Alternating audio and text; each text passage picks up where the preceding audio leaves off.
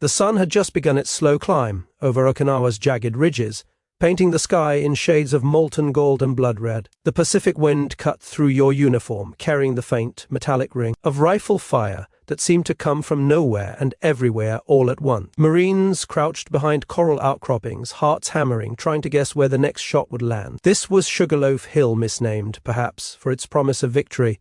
Here, death didn't announce itself. It whispered, unseen, and it moved with the silence of a shadow. Somewhere on the ridges, Staff Sergeant Joseph Crowfeather lay in wait, a single rifle in his hands and a mind tuned to the language of wind, light, and distance. Born on the Mescalero Apache reservation in New Mexico, he had grown up reading the Forest Like a book, tracking elk and deer in the mountains, where a single misstep could leave a family starving. His grandfather had taught him to listen to the earth, to feel the stories carried on the wind. By the time he joined the Marines, Crowfeather didn't just fire a rifle, he spoke through it. The 24th Corps had been grinding against Japanese defenses for 6 relentless weeks. Every ridge, every ravine was a trap. And then reports began trickling in. Soldiers felled at impossible distances, bullets striking with uncanny precision, targets nobody could see. May 7, 1945. A field memorandum described casualties beyond 1,000 yards, wounds that seemed to mock conventional ballistics. There were no friendly snipers in the area, no advanced hiding spots, nothing that could explain the deaths. Yet, the killer moved unseen, like a ghost carried on the wind. Lieutenant Marcus Webb of Omaha, Nebraska, first noticed the pattern during the assault on Hill 89. His squad had been pinned down for hours by a Japanese machine gun nest, each step forward an invitation to death. Artillery had failed. Then, as if answering a silent call, a single rifle crack echoed from behind American lines. The enemy gunner fell, shot clean through the left eye, from an angle that should have been impossible. Webb's squad couldn't believe their eyes. Something was rewriting the rules of survival on that battlefield. Crowfeather's weapon was ordinary a Springfield 1903 with an unearthly 8-power scope, but the way he handled it was extraordinary. Marines recalled him wrapping the barrel in canvas soaked with oil to reduce heat mirage, noting tiny scratches on his rounds that he claimed let him read the subtle variations in powder and weight. Every shot was calculated, a conversation between the shooter and the world around him. Corporal Danny Sullivan, who fought alongside him, swore Crowfeather could see patterns in the wind, the light, even the tremor of distant foliage that no one else could perceive. On May 21st, the breakthrough came. Marines discovered a deserted Japanese observation post overlooking the Asato River Valley. Inside, a leather-bound journal detailed American sniper positions, range estimates, and tactical notes, but one shooter stood apart, the ghost who kills from behind the wind. The journal credited him with 17 confirmed kills over 10 days, describing shots that defied the known limits of physics. The final entry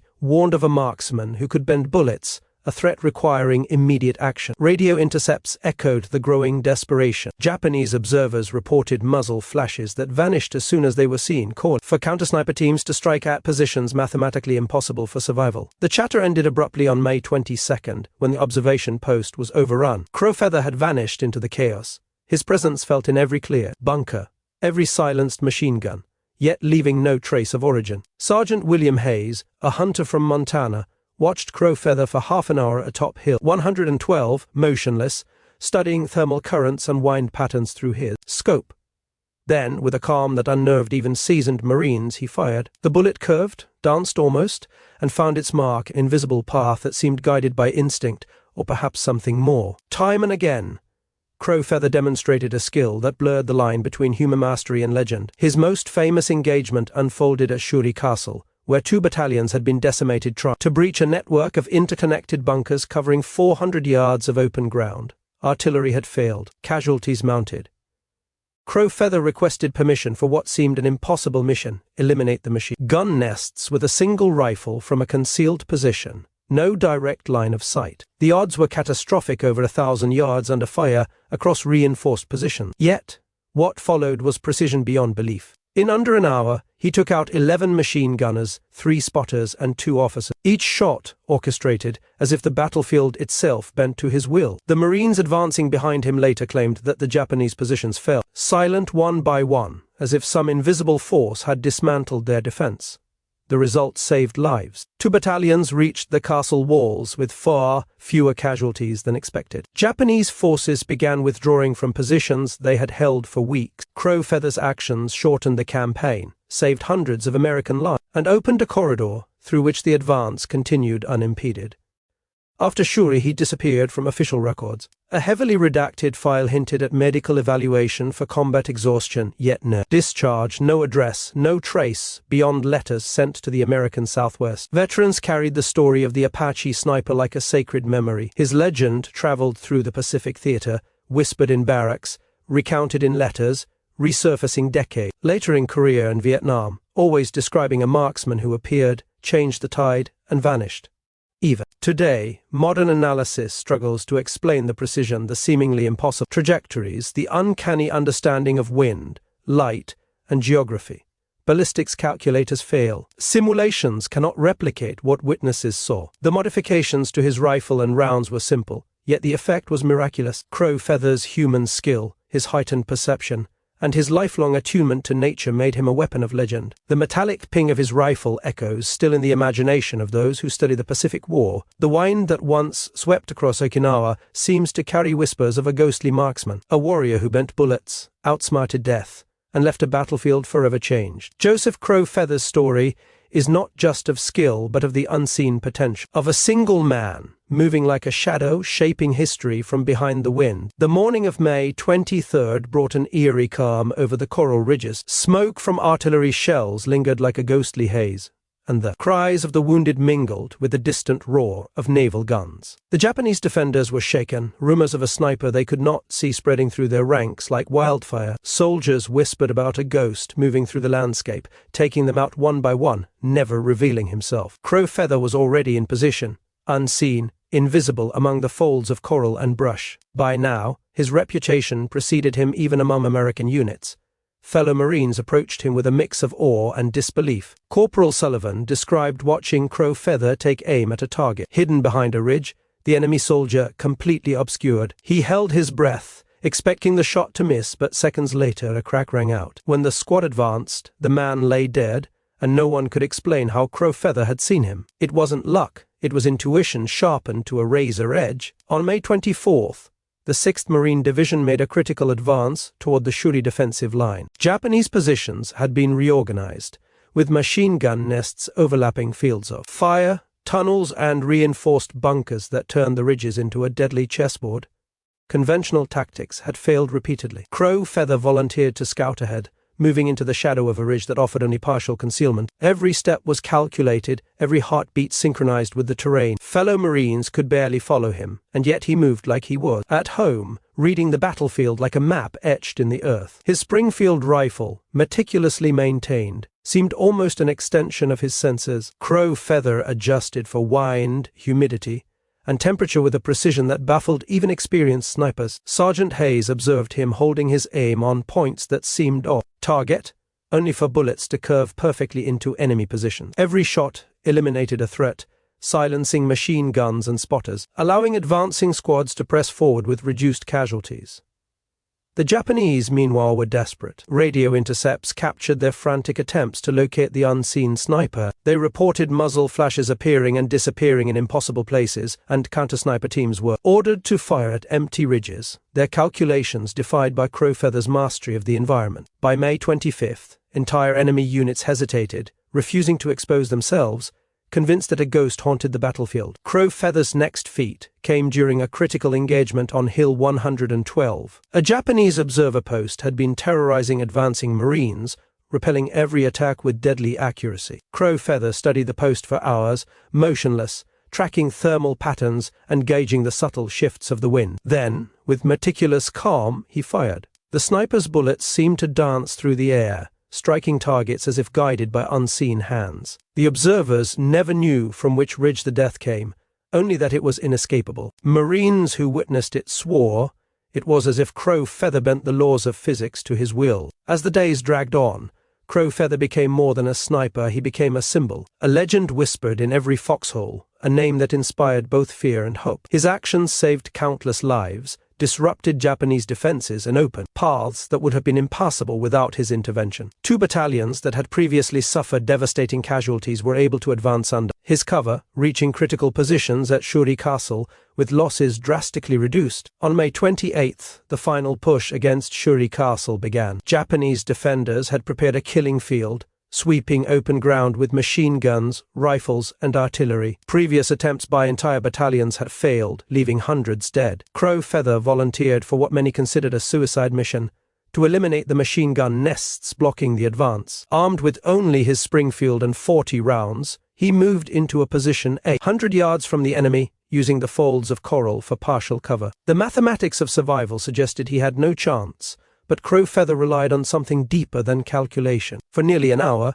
he fired with surgical precision. 11 machine gunners, 3 spotters, and 2 officers were eliminated, each shot perfectly timed and placed. Marines advancing behind him later described the silence descending over the battlefield one bunker after another, as if an invisible force was systematically dismantling the enemy's ability to resist. Crow Feather's actions created a corridor for American forces, drastically reducing casualties and forcing Japanese defenders to withdraw. The breakthrough shortened the campaign, saving lives on both sides and paving the way for victory on Okinawa. After Shuri, Crow Feather disappeared for official records. Files hint at medical evacuation, combat exhaustion, and perceptual anomalies, but no discharge papers, no forwarding address, no trace of his fate. Veterans spoke of letters sent across the southwest, but none could confirm his location. The legend of the Apache sniper who could bend bullets and vanish into the wind spread across the Pacific theater, whispered in barracks, recounted in letters, and resurfacing in later conflicts,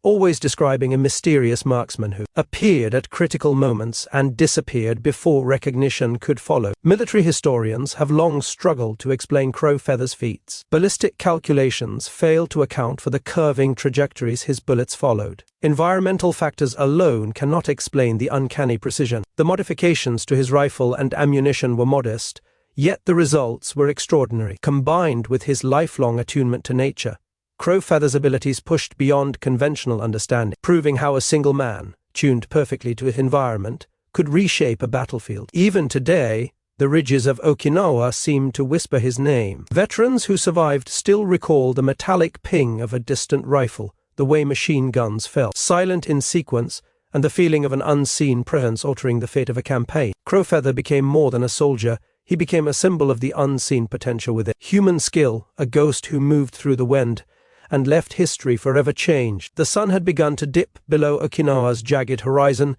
casting long shadows across the coral ridges. The final days of May 1945 were tense, each ridge and valley a potential death trap. Crow Feather had already altered the course of battles, yet his mission was far from over. Survivors whispered his name in the trenches, half in fear, half in reverence. He was no longer just a sniper. He was a force that seemed to bend the battlefield to his will. The last documented operation of Crow Feather took place in the assault on the southern approaches to Shuri Castle. Japanese defenders had established a labyrinth of interlocking bunkers and tunnels, designed to funnel attackers into lethal crossfire. 2 entire companies had been decimated trying to breach these positions. Commanders debated heavy artillery strikes, but time was critical. Every delay allowed Japanese forces to regroup and fortify new positions further south. Crow Feather volunteered for the task, an assignment that seemed suicidal by every measure. Armed with his Springfield rifle and a handful of rounds, he advanced across terrain no one else would dare. His eyes scanned for movement,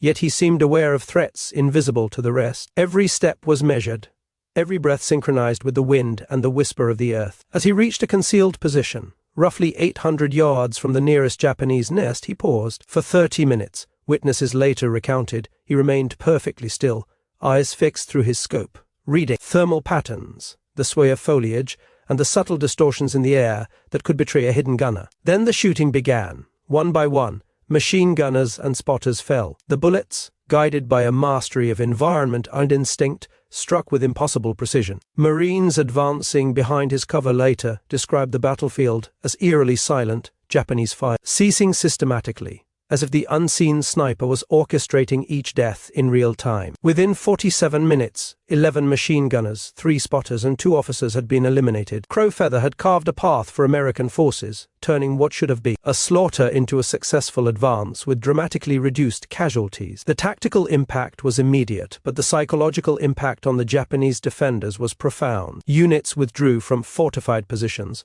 demoralized and convinced that a supernatural presence haunted the battlefield. Intelligence reports indicate that this breakthrough shortened the Okinawa campaign by nearly 10 days, saving hundreds of American lives and countless civilian casualties. Yet, after this mission, Crowfeather vanished from the records. Official files suggest he was evacuated to a naval hospital in Guam for treatment of what was termed combat exhaustion complicated by perceptual anomalies. No discharge papers, no follow-up assignments, no forwarding address. Letters appeared sporadically in the Southwest, but no one could verify his location. Veterans who had served alongside him passed down the stories, describing a soldier who could bend bullets around corners, anticipate enemy movement, and disappear without a trace. The legend persisted, surfacing in accounts from Korea, Vietnam, and even later conflict, always describing a ghostly marksman whose presence was decisive yet untraceable. Military analysis of Crowfeather's engagements continues to defy explanation. Standard ballistics cannot account for his trajectories, simulations fail to replicate his accuracy, and environmental conditions alone cannot justify his results. His rifle modifications were minor, his ammunition carefully marked, yet it was the human element, his attunement to wind, light, and terrain that elevated him from expert marksman to legend. Psychological evaluations from the era noted extraordinary spatial awareness and pattern recognition, abilities far beyond what training manuals could instill. Combined with his Apache heritage and upbringing in the wilderness, Crowfeather represented a unique fusion of instinct, knowledge, and skill. Veterans recount how the metallic ping of his rifle seemed to echo across the ridges even after the war, a reminder of a soldier who operated at the very edge of human potential. His story influenced military doctrine, encouraging the recruitment of individuals with unique environmental and observational expertise. Specialized training programs incorporated principles inspired by indigenous tracking and hunting techniques, acknowledging that conventional methods alone could not account for all forms of battlefield effectiveness. While much remains classified, these programs likely owe their conceptual roots to Crowfeather's unprecedented performance. Modern historians and ballistics experts still debate the exact methods he used. Computer simulations based on eyewitness testimony consistently fail to reproduce the trajectories of his bullets. Field reports describe shots that seemed to curve around obstacles or strike targets hidden from view. Yet, the accounts are consistent. Every witness emphasizes not mechanical trickery but the uncanny skill, patience, and environmental awareness that allowed a single man to dominate a battlefield. The legend of Crowfeather is inseparable from the memory of Okinawa. Marines who survived tell the story of a ghostly sniper whose presence shaped the outcome of engagements, saved countless lives, and left a battlefield forever changed. His feats remain unmatched, a testament to the heights of human skill under pressure, and to the ways one man, attuned to his environment and trained to perfection, can alter history. As the Pacific wind sweeps across Okinawa,